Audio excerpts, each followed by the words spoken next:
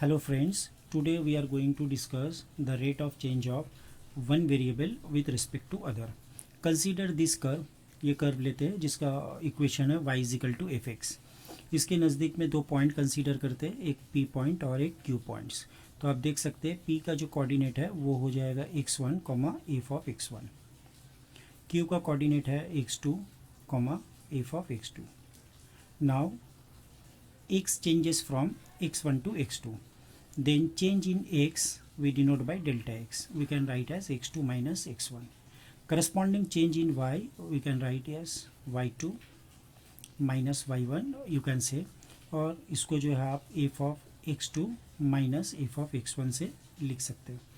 तो now this ratio अगर हम लोग लेंगे delta y by delta x, तो ये वैल्यू हो जाएगा f of x2 minus f of x1 dividing by x2 minus x1.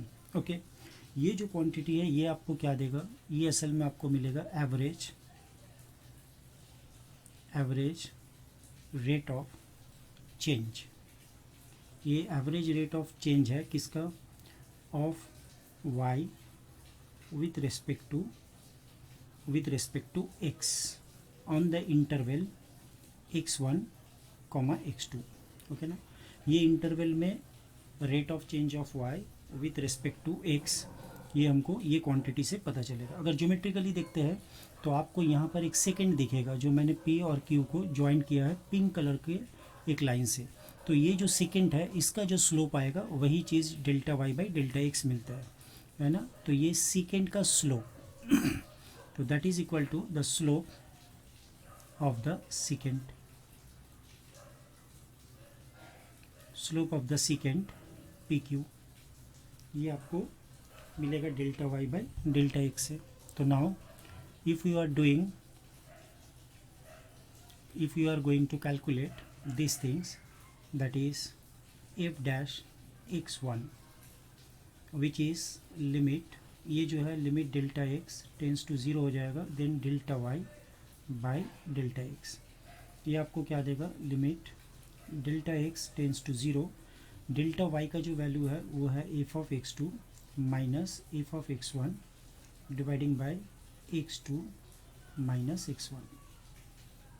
ये आपको क्या मिलेगा, instantaneous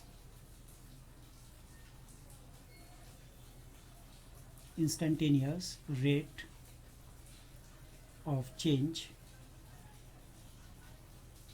of y with respect to x.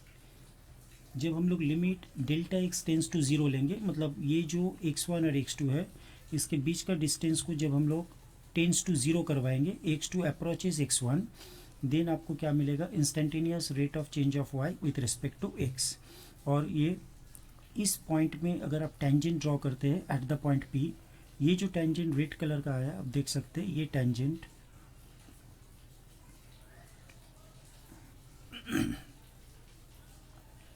Now ये जो टेंजेंट है इस टेंजेंट का स्लोप जो है ये हम लोग यहाँ से कैलकुलेट कर सकते हैं ना. तो ज्योमेट्रिकली ये क्या इंडिकेट करता है, आपका slope of the tangent, slope of the tangent at the point p है ना, एट द पॉइंट p. तो इसका कोऑर्डिनेट क्या है, x1 comma F of x1. तो इस पॉइंट में अगर हम लोग एक टेंजेंट ड्रॉ करेंगे तो उस टेंजेंट का जो स्लोप आएगा वही हो जाएगा आपका एफ डैश x1. तो अगर इसको लेबनीज नोटेशंस हम लोग अगर यूज़ करते हैं तो we can write in this way, d y d x is equal to limit delta x tends to zero delta Y by delta x. तो ये क्या हो जाएगा, बाई लेबनीज नोटेशन में हम लोग ऐसे लिख सकते हैं ना. तो ये स्लाइटली डिफरेंस आपको याद रखना है कि average rate of change with respect to x in case of y we are getting delta y by delta x only. लेकिन अगर आप ये डेल्टा x इंटरवल को छोटा कर देते हैं, delta x tending to zero होता है, तो एग्जैक्टली p पॉइंट में हम लोग उस फंक्शंस का डेरिवेटिव करके जो है instantaneous rate of change of the function y equal to F x with respect to x हम लोग कैलकुलेट कर सकते हैं, है ना। तो नाउ अगेन इसका जो यूजेस है, rate of change of one quantity with respect to other, तो d y d x actually आपको इंडिकेट करता है rate of change of y with respect to x. तो इसको हम लोग जो है physics, chemistry, biology, economics, different fields में जो है rate of change of quantity को कैलकुलेट करना पड़ता है। तो ये बच्चे जानते ही है कि ये अगर आप वेलोसिटी लेंगे तो it is the rate of change of displacement with respect to time. अगर आप एक्सीलरेशन निकालना चाहते हैं तो ये हो जाएगा rate of change of velocity with respect to time, ठीक है ना। अगर आप मार्जिनल कॉस्ट, इकोनॉमिक्स में अगर आपको मार्जिनल कॉस्ट निकालना है तो क्या करना पड़ता है हम लोग को, instantaneous rate of change of cost with respect to the output हम लोग को कैलकुलेट करना पड़ता है, कितना यूनिट जो है प्रोडक्शन हुआ विथ उसके रिस्पेक्ट में। अगर आपको मार्जिनल रेवेन्यू कैलकुलेट करना है तो now we have to calculate the rate. Marginal revenue असल में डेफिनेशंस में क्या होता है, instantaneous rate of change of revenue with respect to the outcomes. जितना आपने ऑब्जेक्ट को सोल्ड किया है, बिक्री किया, उसके रिस्पेक्ट में आप कैलकुलेट कर सकते हो, है ना। यहाँ पर एक पॉइंट और आपको याद रखना है, सपोज आप कोई फंक्शन से जो है डी वाई डी एक्स आप कैलकुलेट कर रहे हो और बाई चांस आपका डी वाई डी एक्स जो है वो मान लेते कि पॉजिटिव आया, तो इसका मीनिंग क्या होता है, ये indicate that y value increases as x value increases. और अगर आपका डेरिवेटिव जो है डी वाई डी एक्स वो लेसर देन ज़ीरो आ रहा है तो ये इम्प्लाई होता है कि y decreases as x increases. X increase कर रहा है लेकिन आपका डेरिवेटिव जो है उसका जो वैल्यू है वो डिक्रीज कर जा रहा है ना, ये एक्स होगा लाइक दिस, ओके।